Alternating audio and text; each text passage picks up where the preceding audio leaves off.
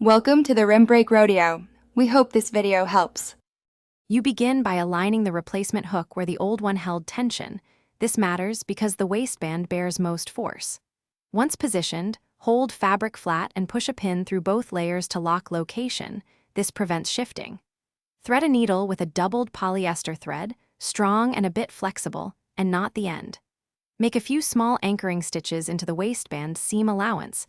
These first stitches form a secure base, so take them slowly and feel the fabric settle. Now you attach the hook fully. Pass the needle through the hook base hole and through both waistband layers, repeating 3-4 times per hole to build strength.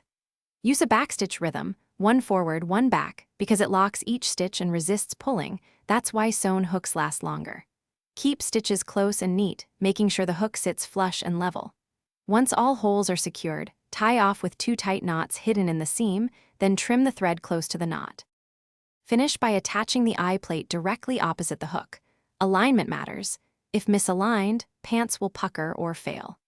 Once sewn, close and open the fastener several times while standing and sitting, because movement reveals weaknesses you won't see while still.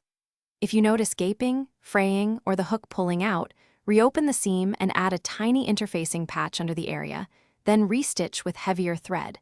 That reinforcement spreads load and prevents repeat failure. One troubleshooting tip: reseat pins before restitching to maintain exact alignment. Thanks for watching. Consider subscribing if we helped you.